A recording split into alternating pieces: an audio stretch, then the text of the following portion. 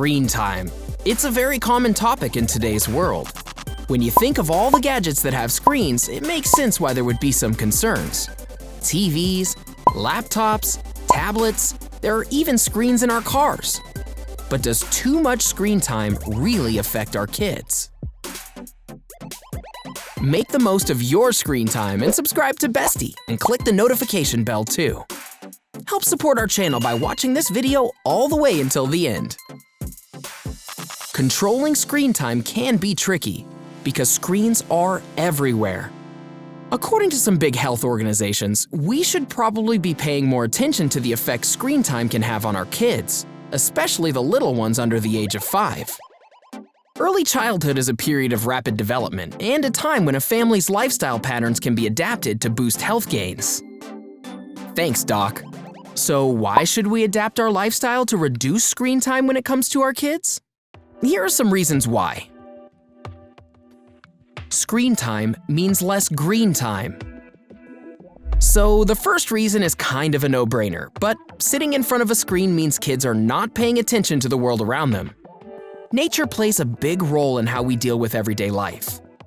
Have you ever felt stressed out, went for a walk along your favorite beach, and instantly felt better? It's like that. When little ones interact with nature, it's been proven to help lower stress, reduce aggression, and can help them focus later on.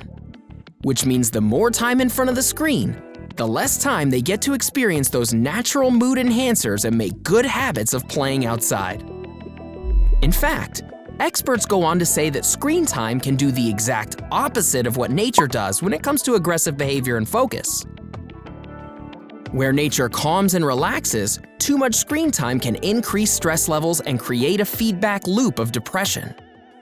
Not only that, but when a child's ability to focus is thrown off, they can't deal with the world around them properly, which might cause them to lash out more often.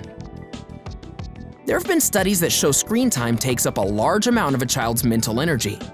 One fast and easy way of restoring that lost energy is to become angry, which will eventually turn into their way of coping. Becoming angry will give them the boost of mental energy that they crave when they need it. In other words, you can expect more meltdowns more often. Too much screen time can make kids sad. When kids are young, their brains are still developing, and studies tell us that the exposure to screens can, and probably will, have a negative effect. Mainly when it comes to video games. This targets kids who are most likely between the ages of 8 and 18 and have regular exposure to screens, which is about 7 or so hours a day. The main side effects of too much screen time when it comes to addiction and gaming are reported as emotion processing, decision-making, cognitive control, and the ability to focus one's attention. Not only that, but games flood the brain with the feel-good chemical known as dopamine. The problem with all the dopamine on a regular basis is that the reward pathways that accept this chemical and make us feel good get tired and worn out way faster than they should. This means that the kids affected will have to work a lot harder to feel happy. Not to mention dopamine helps with motivation and focus. Screen time reduces dream time.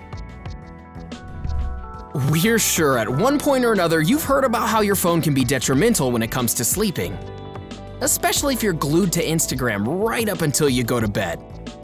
Well, the same concept can be applied to the little ones too. Just 2 hours on your device at full brightness can suppress the hormone that helps you fall asleep, known as melatonin. Melatonin is what makes you feel sleepy, and if you don't feel sleepy, you're probably not going to fall asleep. Chronic disruption of your circadian rhythm, your body's natural sleep and awake cycle, can cause some pretty serious health concerns. The other problem is if this cycle is disrupted, even if you do get to sleep, it won't be the deep restorative sleep that you need to feel refreshed the next day. We all know how kids can get when they're tired, and who wants that to be the norm? For more on what actually happens to your body when you fall asleep, check out our video. This is what happens to your body when you go to sleep. Okay, so all of those things are kinda scary. So what can you do to help your family stay healthy in this giant tech world that we live in? Well, for starters, there are some guidelines. For infants that are less than a year of age, you should be active throughout the day with things like play and tummy time when they're awake. They shouldn't be strapped into a seat when they're awake for longer than an hour each day. This means things like strollers, high chairs, or being strapped to someone. When the baby is still, it's a good idea to read to them too. After all, bedtime stories are the best. This is pretty much the same for kids under the age of 4, although they should be active for at least 3 hours a day.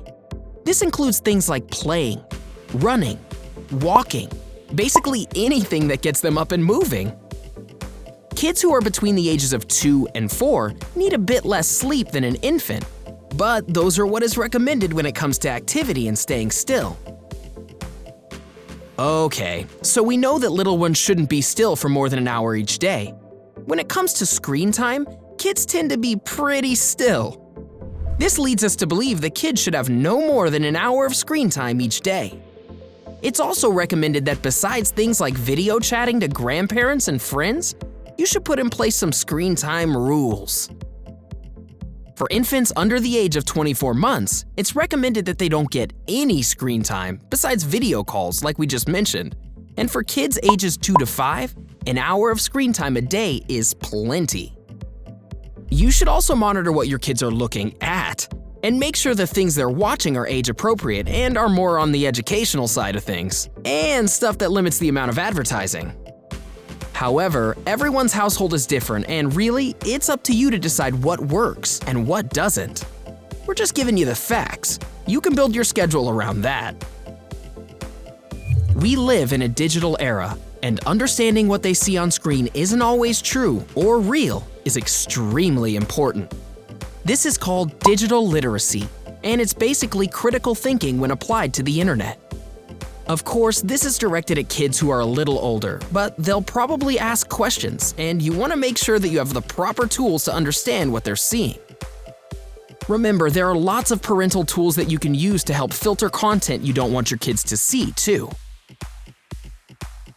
Have you ever taken some time to unplug? Lots of people have a day where they try not to use any technology, and some claim it works wonders for clearing the mind.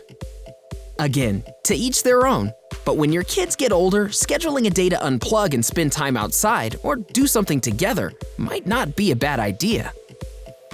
You can set phone curfews, turn your TV off after a certain hour, or install some apps that limit the amount of screen time available on a particular device. Again, every household is different, and it might take a little time to figure out what works for you and your family. Screens are everywhere and are a part of our daily lives.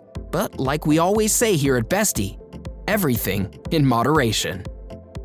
Have you ever taken a day to unplug? Do you limit your screen time for your kids? Let us know in the comment section below. Enjoyed this video? Hit like, share, and subscribe to Bestie. Wait, what kind of Bestie would we be if we didn't tell you about our other awesome videos? Go ahead, choose the left or right video and enjoy.